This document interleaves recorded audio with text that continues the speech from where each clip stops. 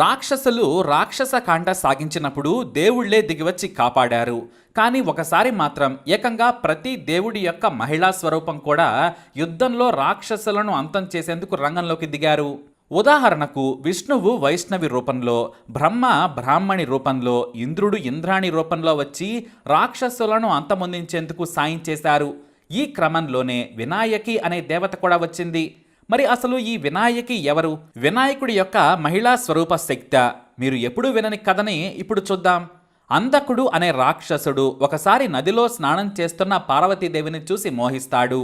యావత్ విశ్వంలోనే ఇలాంటి సుందరిని చూడలేదు, ఎలాగైనా సరే తనదాన్ని చేసుకుని అనుభవించాలి అనుకుంటాడు. వెంటనే అంధకుడు పార్వతీదేవిని చెరపట్టేందుకు ప్రయత్నించగా ఆమె తప్పించుకుని వెళ్ళి ఆ పరమశివుడికి చెబుతుంది, తనను ఓ అంధకుడు అనే రాక్షసుడు అసభ్యంగా తాకి చెరబట్టబోయాడు. ఇంతటి శక్తి స్వరూపిణి అయిన నేనే వాడిని ఏం చేయలేకపోయాను, మీరు వాడిని వధించాలని కోరింది. వెంటనే శివుడు ఆగ్రహంతో త్రిశూలం తీసుకుని వెళ్ళి ఒకే వేటుకు అంధకుడి తలను తెగ నరికాడు. కానీ అంధకుడు శివుడిని చూసినా అతని శక్తిని చూసినా భయపడలేదు. ఎందుకంటే అతనికి ఓ శక్తి ఉంది. అంధకుడి శరీరం నుంచి చిన్న రక్తపు చుక్క కారినా కూడా దాంట్లో నుంచి మరో అంధకుడు పుడతాడు. దీంతో అంధకుడు మళ్ళీ ప్రాణం తెచ్చుకోవడమే కాదు, ఒకరు ఇద్దరయ్యారు, ఇద్దరు నలుగురయ్యారు. ఆ అంధకుడి శక్తిని గ్రహించిన పార్వతీదేవి లోకంలో ఉన్న దేవుళ్ల మహిళా స్వరూపాలను ఆహ్వానించింది.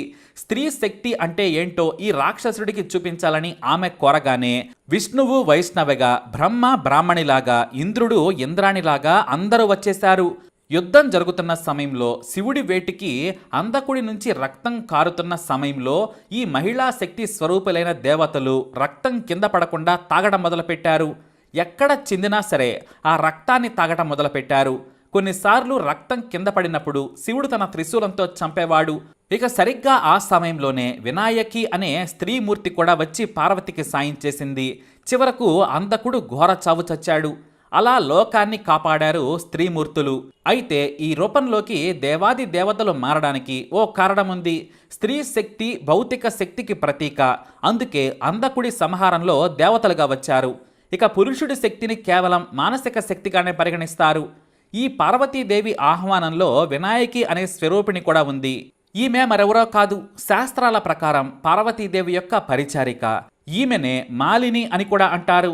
ఆసక్తికరమైన విషయం ఏమిటంటే మాలిని అచ్చం వినాయకుడి మాదిరిగానే ఉంటుంది. అందుకే పార్వతీదేవి వినాయకి అని ప్రేమగా పిలుచుకునేవారు. వినాయకుడి పుట్టినప్పటి నుంచి కూడా వినాయకుడి చదువు నుంచి బాగోగల వరకు ఆమెనే చూసుకునేవారు. ఆమె భక్తి శ్రద్ధలకు మెచ్చిన శివపార్వతులు వినాయకికి అమోఘమైన శక్తులు ఇచ్చారు. వాటిని కూడా పార్వతీదేవి ఆహ్వానించిన సమయంలో మాత్రం అంధకుడి సంహారం కోసమే వాడారనే కథ కూడా ఉంది. ఈ వినాయకి శక్తి గురించి వేరువేరు ఉపనిషత్తుల్లో కూడా ఉంది. అంతెందుకు, అలహాబాద్లో వినాయకుడి యొక్క స్త్రీ రూపం కనిపిస్తూ ఉంటుంది. దీనిని స్త్రీ అయింగిణి అని కూడా పిలుస్తుంటారు.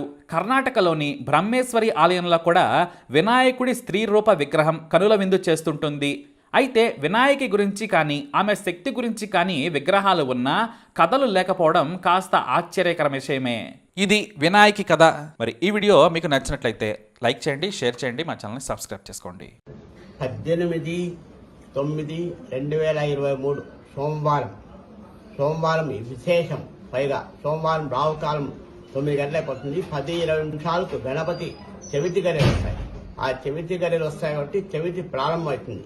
ఆ చవితి ప్రారంభంలోనే స్వామికి ఎప్పుడైనా కానీ చవితి గడియలు వచ్చినప్పుడు రాత్రి లోపల ఎప్పుడైనా కానీ చేసుకోవచ్చు. చంద్రోదయం లోపల. ఆ చంద్రోదయం వస్తే రాత్రి 9:50 చంద్రోదయం వస్తుంది. ఆ సమయం లోపల పూజలు చేసుకొని చంద్రుడి మనకు కనిపించినా కానీ చంద్రుడు కనిపిస్తాడు మనకు. అందుకని ఆ దోష పరిహారం కోసము మన గణపతి పండుగ చేసుకుంటాం. ఆ దానికోసమే మరుసటి రోజు 19వ తేదీ ఉంటుంది కానీ చవితి గడియల్లో ఉంటుంది. కానీ చవితి రాత్రి చంద్రోదయం సంబంధం లేదు కాబట్టి చంద్రుడు ఉంటేనే పండుగ చేసుకోవాల్సింది. చంద్రునికి గణపతికి సంబంధం కాబట్టి ఆ గణపతి పండుగ నిర్ణయించినారు. ఇంకా మెరవని మాత్రము ఈ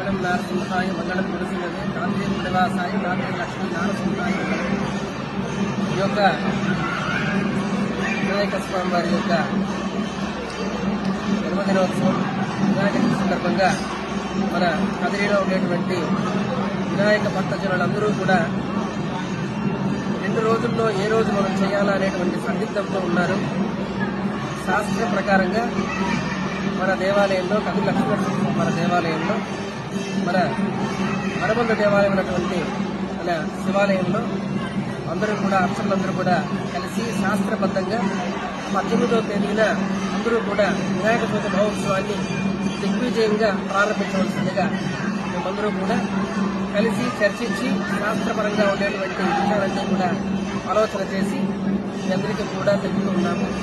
ఆ రోజున స్వామివారికి మీరందరూ కూడా నూతన ఉత్సాహంతో ఉన్నతమైనటువంటి మనస్తత్వాలతో 10 మందిని అందరినీ కూడా కలుపుకొని ముఖ్యంగా చిన్నపిల్లలని యువకులందరినీ కూడా ఆహ్వానించి వాళ్ళందరితో కూడా వినాయకుడిని ప్రతిష్ఠింపజేసి ఆ రోజున వినాయక చవితి పంచాంగికంగా మనం 5 రోజులు స్వామివారికి చేసుకుంటున్నాము. ఆ యొక్క ఉత్సవాన్ని నిర్విఘ్నంగా ఉత్సాహంగా స్వామివారి యొక్క ఆశీర్వాదాలతో వినాయక చవితి మహోత్సవాన్ని 18వ తేదీన నిర్వహించుకోవాల్సిందిగా మేము స్వామివారి తరపున నరసింహస్వామి ఆలయం తరపున కోరుతున్నాం. ఓం నమో నారాయణాయ. ఓం నమో నారాయణ.